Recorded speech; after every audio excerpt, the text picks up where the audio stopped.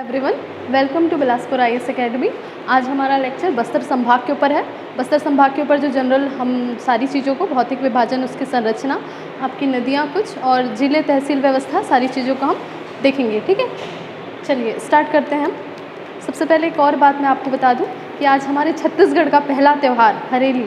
ठीक है, तो हरेली त्यौहार है, तो सबकी आपको गाढ़ा गाढ़ा बधाई। और हरेली से रिलेटेड जो कुछ फैक्ट्स हैं, आज उन सब चीज़ों पर भी मैं थोड़ा सा आपको बताने वाली हूँ।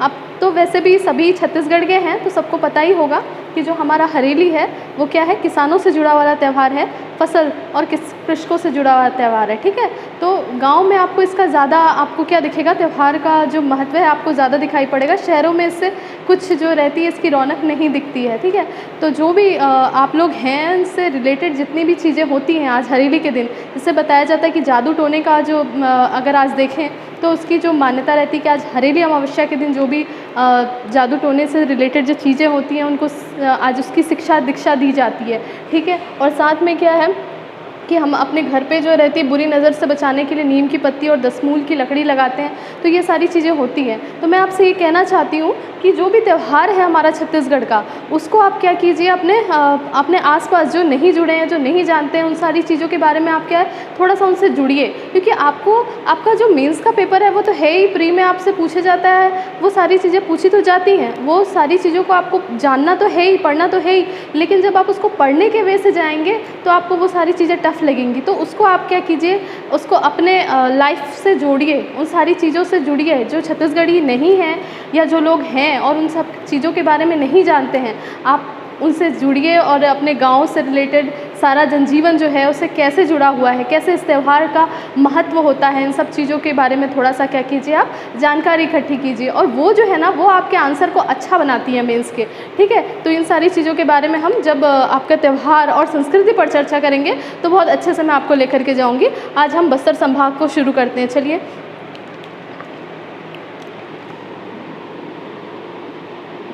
बस्तर संभाग। तो सबसे पहले बेसिक जो इसका आपको जानकारी जो है कि कब गठन हुआ, इसके अंतर्गत कितने ज़िले हैं, कुल कितनी तहसीलें आती हैं, सीमावर्ती राज्य कौन सा है, सीमावर्ती जो ज़िले हैं, भू अवस्थित ज़िले कौन से हैं, ये सारी चीज़ों को हम पहले देखेंगे। ठीक है, तो बस्तर संभाग का आपका गठन कब हुआ था, 1981 में। ठीक है, 1981 में बस्तर संभाग छत्तीसगढ़ का कौन सा संभाग बना, तो चौथा संभाग बना था। इससे पहले 1861 में छत्तीसगढ़ संभाग, 1862 में छत्तीसगढ़ संभाग और आपके 1956 में 2 संभाग, सरगुजा और बिलासपुर, और चौथा संभाग बना था हमारा बस्तर संभाग। ठीक है, चलिए, तो बस्तर संभाग के अंतर्गत आपके कुल कितने ज़िले हैं, 7 ज़िले हैं। तो उन ज़िलों को हम मैप के अंदर देखेंगे और उनके तहसीलों का और उनका गठन और तहसील व्यवस्था सारी चीज़ों को देखते हैं। तो मैं पहले आप मैप ड्रॉ करती हूँ।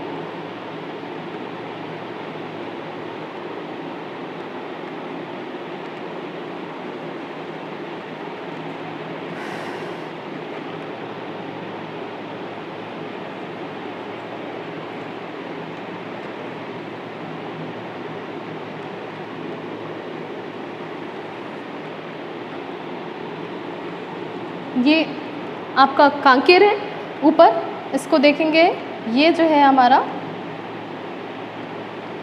ये दंतेवाड़ा बीच में। ठीक है, मैंने आपको मैप काटना सिखाया था, बिल्कुल इसी तरीके से आप बनाएंगे। मैं जो ड्रॉ कर रही हूँ आपके लिए इजी होगा, इसको ध्यान से देखेंगे। ये है हमारा कोंडागांव, कोंडागांव के बाद हमारा बस्तर है, इधर है हमारा नारायणपुर, बीजापुर, और अभी ये बीजापुर, और इधर सुकमा। ठीक है, तो ये आपके 7 ज़िले हो गए। कांकेर ज़िला, ये कांकेर, नारायणपुर, ठीक है, बीजापुर,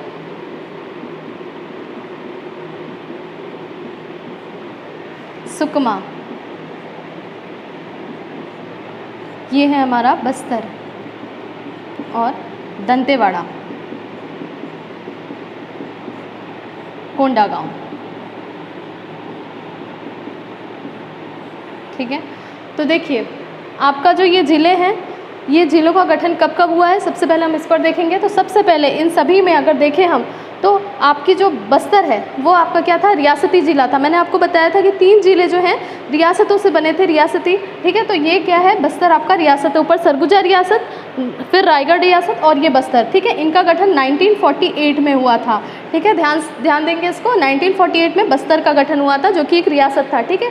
फिर देखेंगे हम कि 9 ज़िले जो बाद में बने थे आपके सहदेव समिति की सिफारिश पर 1998 में, उसके तहत आपका कौन सा ज़िला बना इस बस्तर संभाग से, तो वो है आपका कांकेर और दंतेवाड़ा। 2 ज़िले गठित हुए बस्तर संभाग के अंतर्गत, इसमें से कुल 9 थे जिनमें से 2 ये आपको दंतेवाड़ा और कांकेर आपको बस्तर संभाग के अंतर्गत देखना है। तो 1998 में इन दोनों ज़िलों का गठन हुआ है। इसके बाद हम देखेंगे तो 2007 में आपके 2 ज़िले बन कर के आए, नारायणपुर और बीजापुर, ठीक है। तो देखेंगे 2007 में ये 2 ज़िले गठित हो रहे हैं और इन 2 ज़िलों के बाद बस्तर संभाग में आखिरी ये जो कोंडागांव और सुकमा, ठीक है। तो अब देखेंगे इन ज़िलों का गठन किससे टूट करके हुआ था, तो बस्तर से ही आपका टूट करके कौन सा ज़िला बनता है, आपका नारायणपुर, और दंतेवाड़ा से अलग होकर के बीजापुर ज़िले का गठन होता है, ठीक है। फिर और टूटेगा आपका बस्तर जो है टूट करके कोंडागांव, और इधर ये वाला पार्ट है, जो ये वाला हिस्सा है, ये टूट करके क्या सुकमा ज़िला बनता है, ठीक है। तो ये आपके कब गठित होते हैं, 2012 में इन 2 ज़िलों का गठन होता है। तो इस तरीके से आपके कुल 7 ज़िले जो हैं बस्तर संभाग के गठित हुए। आपने उसका सन देख लिया। अब हम सीमावर्ती जो ज़िले हैं इनसे लगे हुए उनको देख लेते हैं, सीमावर्ती राज्यों को देखेंगे हम। तो इसकी सीमाओं को देखें तो आपकी जो सीमा है राजनांदगांव के बीच से हम देखते हैं, तो नीचे वाला हिस्सा जो है राजनांदगांव के बाद वो महाराष्ट्र से लग जाता है, ठीक है। महाराष्ट्र से सीमा साझा करती है। तो ये जो हमारा हिस्सा है यहाँ से हम देखेंगे तो ये महाराष्ट्र बॉर्डर है, ठीक है। महाराष्ट्र बॉर्डर, महाराष्ट्र के साथ हमारी सीमा लग रही है। इधर अगर देखें हम दक्षिण और दक्षिण पूर्वी, ठीक है, इधर ये हमारा आंध्र प्रदेश और तेलंगाना से लगा हुआ पार्ट है, आंध्र प्रदेश और तेलंगाना से लगता है, ठीक है। अगर इधर देखें तो इधर की सीमा हमारी किससे लगती है, उड़ीसा से लगती है। तो अब आपका क्वेश्चन इस तरीके से बन सकता है कि आपकी जो बस्तर संभाग के अंतर्गत ये जो ज़िले हैं, इनकी सीमा किस राज्य से लगती है या फिर ये किस राज्य के साथ अपनी सीमा साझा करते हैं। तो आप ध्यान से देखेंगे कि ये महाराष्ट्र के साथ अपनी सीमा साझा कर रहे हैं, इधर दक्षिण में आंध्र प्रदेश और तेलंगाना के साथ, और इधर के जो ज़िले हैं आपके पूर्वी जो सीमांत ज़िले हैं वो कहाँ के, उड़ीसा के साथ अपनी सीमा साझा कर रहे हैं, ठीक है। फिर देखेंगे कि इन पूरे बस्तर संभाग में अगर आपका कोई भू आविष्कृत जिला है तो वो एक ही है, वो कौन सा है, दंतेवाड़ा, ठीक है। तो भू आविष्कृत जिले को भी ध्यान में रखेंगे। आपका जो भू आविष्कृत जिला होता है उसकी सीमा किसी दूसरे राज्य के साथ, अन्य राज्य के साथ या किसी समुद्री सीमा को स्पर्श नहीं करती, वो अपने ही राज्य के जिलों के बीच घिरी हुई है, इसलिए इसको लैंड लॉक्ड या भू आविष्कृत जिला कहते हैं। तो ये आपका क्या है, दंतेवाड़ा एकमात्र इस संभाग के अंतर्गत ये भू आविष्कृत जिला है। अब इसके साथ साथ आपका अगला क्वेश्चन बनेगा, ठीक है। मैं क्वेश्चन के साथ आपको लेके जा रही हूँ। क्वेश्चन के साथ आप ये भी देखेंगे कि पर्टिकुलर ये जो जिला है, कोई भी एक जिले को हम क्वेश्चन को आपको मैं आपको नेचर बता रही हूँ। जैसे कि कोंडागांव है, तो कोंडागांव कितने जिलों से घिरा हुआ है, या कोंडागांव की जिले की सीमा जो है वो कितने जिलों से लगती है, ठीक है। तो ये देखेंगे कांकेर, नारायणपुर और आपका बस्तर। अगर आप यहाँ देखें दंतेवाड़ा, तो दंतेवाड़ा से इसकी सीमा नहीं लगती, तो 3 जिलों से इसकी सीमा लगती है, ठीक है। तो इस टाइप का आपको क्वेश्चन बन सकता है। अगर आप दंतेवाड़ा देखें तो इस टाइप का जब आप क्वेश्चन प्रिपेयर करेंगे तो आप उन जिलों को बहुत ध्यान से देखेंगे जिनकी सीमा कहीं पर आपको लग रही है कि थोड़ी सी क्या है डाउट। जैसे आप यहाँ पर देखें कि आपके दंतेवाड़ा, ठीक है, यहाँ पर मैं आपको आप ध्यान से देखेंगे ये जो सीमा जो हो रही है, ठीक है, यहाँ पर आपकी बस्तर से इसकी सीमा लग रही है, लेकिन दंतेवाड़ा से इसकी सीमा, कोंडागांव की सीमा नहीं लगती। अगर आप मैप को सही से बनाएं, सीमाओं को ध्यान में रख के बनाएं, तो आप बिल्कुल भी इन सारी चीज़ों को बिल्कुल गलत नहीं करेंगे, आपसे क्वेश्चन मिस्टेक नहीं होगा। इसलिए आप जब भी मैप बनाएंगे सीमाओं को बिल्कुल ध्यान में रखेंगे। सीमा से एक क्वेश्चन पूछी जाती है, बॉर्डर से एक क्वेश्चन पूछा जाता है कि सबसे बड़ी सीमा, अगर अंतर्राज्यीय सीमा किसके साथ लगती है, सबसे छोटी अंतर्राज्यीय सीमा किसके साथ लगती है, या कौन सा जिला छत्तीसगढ़ का सबसे अधिक जिलों से घिरा हुआ है, ठीक है। तो इस टाइप के क्वेश्चन आप तभी बना पाएंगे जब आप सीमाओं को सही से मैप में ड्रॉ करना सीखेंगे, ठीक है। तो ये इस चीज़ को ध्यान में रखेंगे। वैसे ही दंतेवाड़ा को ध्यान में रखेंगे तो आपके बस्तर से इसकी सीमा लग रही है, बीजापुर से, सुकमा से, ठीक है। तो इस तरीके से आप क्या करेंगे, मैप को बनाएंगे और ऐसे ऐसे क्वेश्चन आपके क्या होंगे, इस नेचर के क्वेश्चन आपसे फॉर्म हो सकते हैं जो पीएससी हमेशा पूछता रहा है। तो आप क्वेश्चन को भी साथ में प्रैक्टिस करते हुए चलेंगे। ठीक है, चलिए आगे देखते हैं आपके तहसीलों को।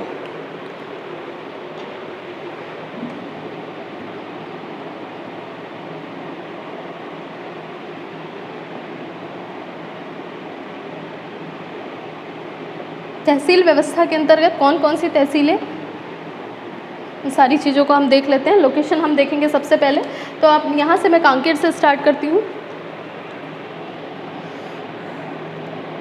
चलिए, ये आपका कोंडागांव में आपकी कितनी तहसीलें हैं? केशकाल,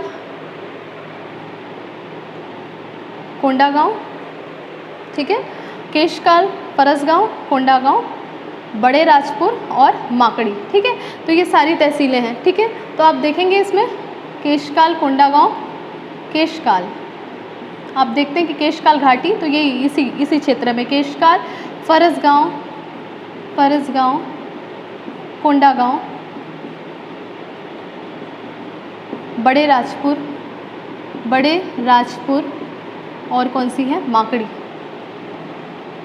ठीक है, आगे देखेंगे हम जो हमारा बस्तर है। बस्तर में जो तहसीलें हैं उसको ध्यान से देखेंगे। बस्तर में बस्तर, दरभा, तोकापाल, ठीक है, बस्तर, तोकापाल, दरभा,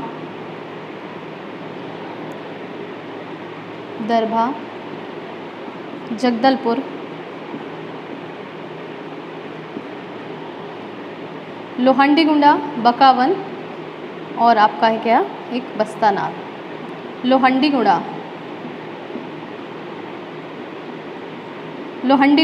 बकावन, ठीक है, इधर के नाम थोड़े अजीब हैं, इसको ध्यान से करेंगे आप लोग। बकावन और ये बस्तानार। इसके साथ अगली जो तहसील है हमारी दंतेवाड़ा को देखेंगे। तो दंतेवाड़ा में आपके कौन कौन सी है? दंतेवाड़ा, गीदम, दंतेवाड़ा, बड़े बचेली और आपका कौन कौन सा है? गीदम, दंतेवाड़ा, बड़े बचेली और एक अभी बड़े बचेली जो है नया गठित हुआ है और बड़े बचेली आपका विकासखंड नहीं है। ठीक है, तो दंतेवाड़ा, कुआंकोड़ा, दंतेवाड़ा, गीदम, कटे कल्याण, ठीक है, कटे कल्याण और कुआंकोंडा और आपका बड़े बचेली। इतनी तहसीलें हैं। फिर इधर देखेंगे हम सुकमा में 3 तहसीलें आपका, सुकमा, छिंदगढ़ और कोंटा। ठीक है, छिंदगढ़, सुकमा और कोंटा, ये 3 ही तहसीलें हैं जो सुकमा जिले के अंतर्गत हैं। इधर देखेंगे बीजापुर में, तो बीजापुर में आपका बीजापुर,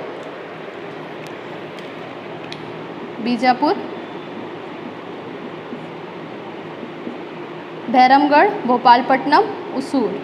ठीक है, तो बीजापुर, भैरमगढ़, भोपालपट्टनम, भैरमगढ़ और उसूर। नारायणपुर में देखेंगे तो नारायणपुर में कौन कौन सी तहसीलें हैं? 2 ही तहसीलें हैं, नारायणपुर और ओरछा। ठीक है, नारायणपुर और ओरछा ब्लॉक भी है, ये 2 ब्लॉक भी है। ठीक है, फिर कांकेर में देखेंगे तो दुर्ग कोंदल, कोयलीबेड़ा, भानु प्रतापपुर, अंतागढ़, चारामा, कांकेर, नरहरपुर। ठीक है, तो ये सारी तहसीलें हैं। दुर्ग कोंदल, कोयलीबेड़ा,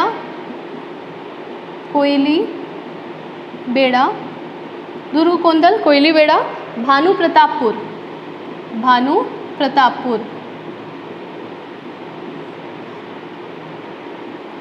अंतागढ़, चारामा, कांकेर और आपका नरहरपुर। ठीक है, तो इतनी तहसीलें हो गई आपकी हमने तहसील व्यवस्था को देख लिया है बस्तर संभाग के अंतर्गत। अब हम थोड़ा सा क्या करेंगे, भौगोलिक विभाजन को देखेंगे, भौगोलिक भौतिक विभाजन को समझेंगे और उसके बाद उसी से हम आपको चट्टानों और थोड़ा सा खनिज का बेसिक नॉलेज मैं आपको दूंगी। ठीक है, एक बेसिक जो है हम जनरल वे में देख लेते हैं, उसके बाद जब हम डीपली पढ़ेंगे हम खनिजों को, चट्टानों को, तो उसके अंतर्गत मैं आपको सारी चीज़ों को, एक एक चीज़ों को कवर करते जाऊँगी। तो चलिए हम इसमें एक जो हमारा भौतिक और भौगोलिक विभाजन है हम उसको देख लेते हैं। तो जो मैप है, मैप में आप भौगोलिक और भौतिक विभाजन को बहुत अच्छे से कवर कर पाएंगे, इसलिए आप जब भी अपना नोट्स बनाएंगे मैप के थ्रू ही जाएंगे और उससे आपको सारी चीज़ें ज़्यादा अच्छे से क्लियर होंगी। ठीक है, तो चलिए मैप हम ड्रॉ कर लेते हैं, 2 मैप ड्रॉ कर लेते हैं। एक तरफ मैं आपको परिवहन संचार और एक तरफ दूसरी सारी चीज़ों को, भौगोलिक और भौतिक विभाजन को बताती हूँ। ठीक है,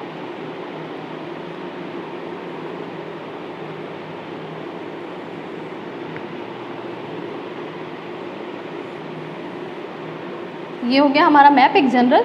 यहाँ से एक ऊंचा उठा हुआ भाग है, यहाँ से आप लेकर के क्या करेंगे, कांकेर जिला बनाएंगे। ठीक है, यहाँ से मैं एक कट कर लेती हूँ। ये जो आप डिवीज़न देख रहे हैं मैप का, ये आपके लिए बहुत इजी हो जाएगा। इस तरीके से आप क्या करेंगे, मैप को ड्रॉ करेंगे। ठीक है, ये देखेंगे, ये आपका कोंडागांव और ये आपका बस्तर, इधर है सुकमा और ये आपका नारायणपुर। ठीक है, चलिए इस पर हम सबसे पहले इधर चर्चा कर लेते हैं आपका जो भौगोलिक विभाजन है। तो अगर भौगोलिक रूप से देखा जाए तो बस्तर का जो एक क्षेत्र है इसको हम 4 भागों में डिवाइड करते हैं। ठीक है, 4 भागों में डिवाइड करते हैं, मतलब जो इसकी बनावट है उसकी बनावट किस तरीके से, यहाँ पर जो उच्चावच विद्यमान है, यहाँ पर जो मैदान है, जो पठारी भाग है, उन सभी चीज़ों को देखते हुए हमने क्या किया है, भौगोलिक रूप से, भौतिक रूप से क्या किया है, इसको 4 भागों में डिवाइड किया है। तो इन अलग अलग जो विभाजन है उसको हम क्या करेंगे, साथ में इसके उच्चावच के साथ में देखते हुए चलते हैं कि कौन सा मैदानी भाग है, कौन सा पठारी भाग है, कौन सा क्या आपका बेसिन है। ठीक है, तो सबसे पहले अगर इधर देखें तो हमारा जो ऊपर राजहरा की पहाड़ी है वहाँ से कोटरी नदी निकलती है और ये जो है कोटरी नदी वो यहाँ से बहती हुई आपकी इधर आती है, इंद्रावती नदी में मिल जाती है। ठीक है, तो मैं नदियों के साथ आपको बता रही हूँ, ज़्यादा ईजी होगा। ये है आपकी राजहरा की पहाड़ी से निकलती है आपकी कोटरी नदी और ये कोटरी नदी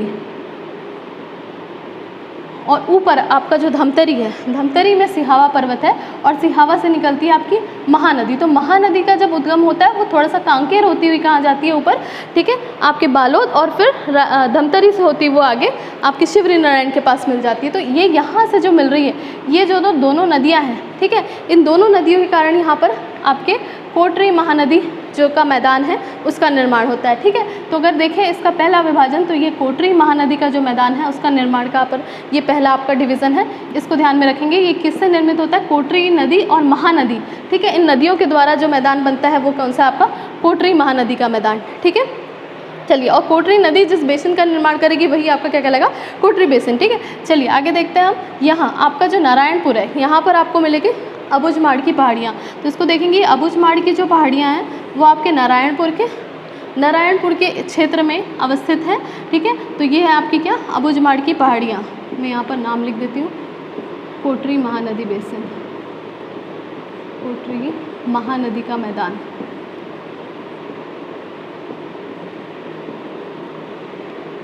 अबुझमाड़ की पहाड़ियाँ।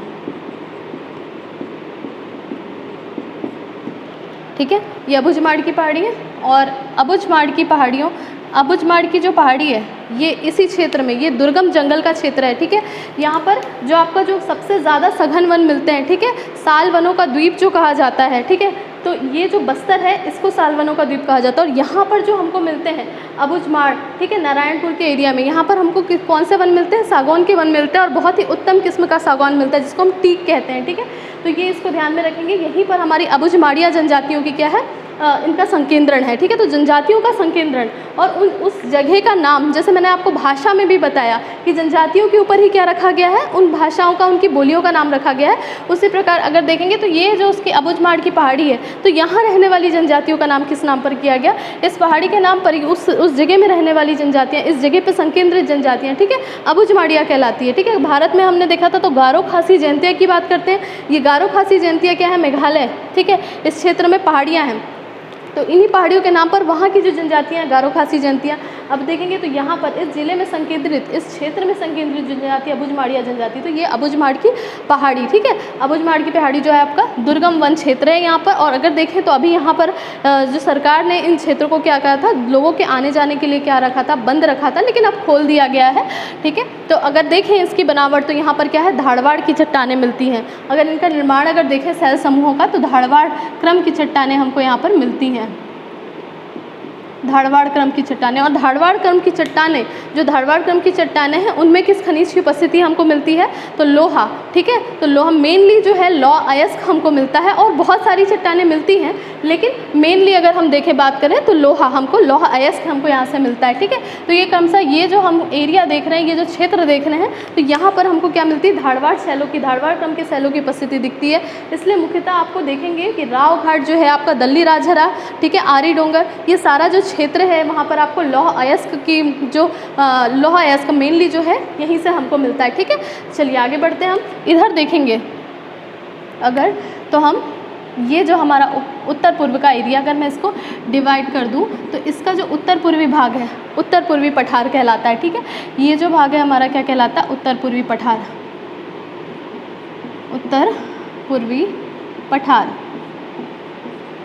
और यहीं पर आपको केशकाल घाटी, ठीक है, केशकाल घाटी जो कि क्या है, छत्तीसगढ़ की फूलों की घाटी। छत्तीसगढ़ में अगर देखें तो दो फूलों की घाटी, आपसे क्वेश्चन हमेशा कई बार पूछा जाता है कि फूलों की घाटी किसे कहते हैं, तो एक केशकाल घाटी है। जशपुर में देखेंगे तो आपको लोरो की घाटी को भी क्या कहा जाता है, फूलों की घाटी कहा जाता है। यहाँ पर जो है आपके मोड़, घुमावदार मोड़ है, ठीक है। अगर ये घाटी है, यहाँ से उतरने के लिए अगर हम यहाँ से नीचे आएँ तो इधर का जो एरिया है, ठीक है, यहाँ हमको, अगर हम यहाँ पर ये जो हमारा ऊंचा उठा हुआ भाग है, वहाँ से नीचे उतरने के लिए लगातार 32 खतरनाक मोड़ जो कहा जाता है जनरली, ठीक है। तो यहाँ पे लगातार घुमावदार जो है हमारा जो रोड्स हैं वो काफ़ी घुमावदार हैं, ठीक है। तो इसलिए ये वाला जो एरिया है आपका बहुत ही क्या है, मनोरम दृश्य है। यहाँ पर अगर आप देखेंगे तो प्रकृति से जो, अगर हम देखें तो प्राकृतिक रूप से समृद्ध, प्राकृतिक रूप से जो सुंदर मनोरम दृश्य है आपको इन पूरे समस्त क्षेत्रों में मिलेगा। क्योंकि क्या है, ये सारा जो क्षेत्र है वो क्या है, यहाँ पर आपको क्या दिखेगा, सारा पेड़ पौधे, वन, जंगल, घने, दुर्गम जो क्षेत्र, दुर्गम स्थान, यहाँ पे सारा आपको क्या दिखेगा, वन दिखेंगे, ठीक है। तो सबसे ज़्यादा जो है वन भी इन्हीं क्षेत्रों में मिलेंगे। और साथ में इसलिए इन क्षेत्रों में अगर आप देखें तो अभ्यारण्य और जो नेशनल पार्क है आपको, ठीक है, कांगेर घाटी नेशनल पार्क और इंद्रावती नेशनल पार्क, इन क्षेत्रों में आपको दिखता है। और बहुत सारे, अगर जहाँ पर वन ही, अगर आपको वन ज़्यादा, वनों का अगर क्षेत्रफल ज़्यादा है तो उन क्षेत्रों में क्या होगा, वन्य जीव भी होंगे। वन्य जीव है तो उन क्षेत्रों में वन जीवों का क्या होगा, संरक्षण भी होगा। और वन जीवों के संरक्षण के लिए हमने क्या किया है, नेशनल पार्क, अभ्यारण्य, इन सारी चीज़ों को बनाया है। तो उनका भी नाम हम साथ में करते हुए चलेंगे। चलिए आगे बढ़ते हैं। आपका ये हो गया केशकाल घाटी, ये उत्तर पूर्वी का पठार, ठीक है। इसी उत्तर पूर्वी के पठार के साथ में इसका अगर जो उत्तरी भाग है वो क्या कहलाता है, आपका तेलिन घाटी कहलाता है। और इधर अगर इसके उत्तर पश्चिमी भाग को देखें तो उसी को हम मतला घाटी भी कहते हैं, ठीक है। ये जो मतला घाटी है वो इसके आपका कोटरी महानदी के मैदान से लगा हुआ, ये वाला जो क्षेत्र है वही आपका मतला घाटी है, ठीक है। और ऊपर क्या है, तेलिन घाटी है। चलिए आगे देखते हैं हम। आपकी जो दो नदियाँ, जो मेन दो नदियाँ हैं इस क्षेत्र की, एक इंद्रावती नदी और दूसरी कौन सी है, शबरी नदी, ठीक है। तो इन नदियों का उद्गम और उसके साथ में हम क्या देखते हैं, इसकी जो भौगोलिक बनावट है उसको मैं आपको साथ में समझा रही हूँ। यहाँ पर दो पहाड़ियाँ हैं, एक है मुंगेर की पहाड़ी और एक है कोरापुट की। तो जो मुंगेर की पहाड़ी है और कोरापुट की, ठीक है, तो यहीं से उद्गम होता है। अगर देखें तो एक ये यहाँ से उद्गम जो हो रहा है आपकी किस नदी का उद्गम हो रहा है, इंद्रावती नदी का उद्गम। और ये इंद्रावती नदी क्या है, ये दंतेवाड़ा से बहती हुई बीजापुर से आपकी मिल जाती है गोदावरी। तो यहाँ से बहने वाली नदियाँ हमारी किसकी, गोदावरी अफवाह तंत्र का भाग है, ठीक है। ध्यान में रखेंगे ऊपर की ओर जो बहने वाली नदियाँ थी वो किसका, महानदी अफवाह तंत्र का भाग थी। इधर जो बस्तर संभाग के अंतर्गत बहने वाली नदियाँ हैं वो किसका है, गोदावरी अफवाह तंत्र का भाग है। मैं जो सारी चीज़ें, जो सारे पॉइंट्स बता रही हूँ वो सारे एक एक क्वेश्चन भी फ्रेम होते जा रहे हैं, ठीक है। तो ये जो इंद्रावती नदी है वो क्या है, आपके गोदावरी अफवाह तंत्र का भाग है। इधर देखेंगे तो शबरी नदी जो निकल रही है वो आपके सुकमा से होती है, कोंटा से होती है, क्या होती है, आगे गोदावरी में मिल जाती है, गोदावरी में ही उसका विसर्जन हो जाता है, ठीक है। तो ये आपकी क्या, शबरी नदी। अब अगर आप देखें तो ये जो पार्ट है आपका, ठीक है, ये शबरी और ये आपकी ये नदियाँ, तो ये दोनों नदियाँ यहाँ से फ्लो होती हुई इस क्षेत्र में क्या करेंगी, जो मैदान बनाएंगी उसी को हम क्या कहेंगे, आपके बस्तर का मैदान कहेंगे, ठीक है। तो ये क्या कहलाएगी, आपके बस्तर का मैदान, तो इस क्षेत्र में आपके बस्तर का मैदान बनता है। अगर हमने तहसील देखा था तो आपका बीजापुर तहसील और सुकमा कोंटा तहसील, ठीक है। तो ये जो आपका क्षेत्र है यही क्या कहलाता है, आपका बस्तर का मैदान।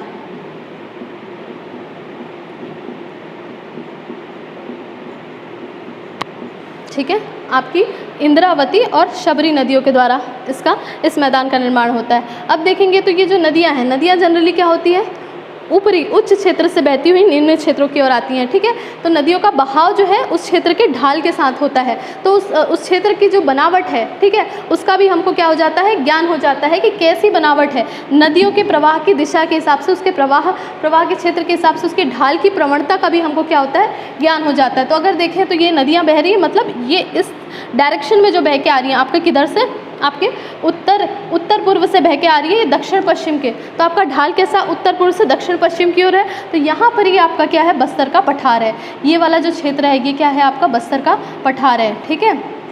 इसको भी ध्यान में रखेंगे, ये बस्तर का पठार।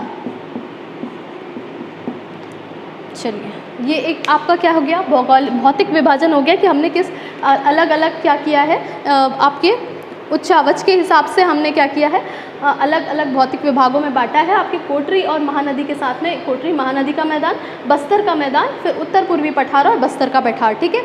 चलिए आगे देख लेते हैं। ये नदियाँ और इन सारी चीज़ों को हमने देख लिया। इन नदियों में थोड़ा सा जो है, जो बहुत इंपॉर्टेंट फैक्ट्स है, मैं उसके साथ में आपको बता देती हूँ। बाकी चीज़ों को हम उन टॉपिक के साथ में अलग से करेंगे, ठीक है। तो आपकी यहाँ से जो आपकी इंद्रावती नदी है, उसी की सहायक नदी है शंखिनी और डंकिनी, ठीक है। तो आपकी जो ये नदी है, यहाँ से उद्गम होता है आपके डंकिनी का, डांगरी डोंगरी की पहाड़ी से, और उसी में आकर के मिलती है कौन सी, शंखिनी नदी। और इस शंखिनी और डंकिनी के संगम पे ही आपका दंतेवाड़ा मंदिर, दंतेश्वरी का मंदिर जो है वो बसा हुआ है, ठीक है। तो आपके दंतेश्वरी का मंदिर कहाँ पर है, अगर आप देखेंगे तो इंद्रावती नदी पर ही है, लेकिन ये किस पर है, आपके शंखिनी और डंकिनी के संगम पर बना हुआ है दंतेश्वरी मंदिर, ठीक है। इसको थोड़ा सा ध्यान में रखेंगे।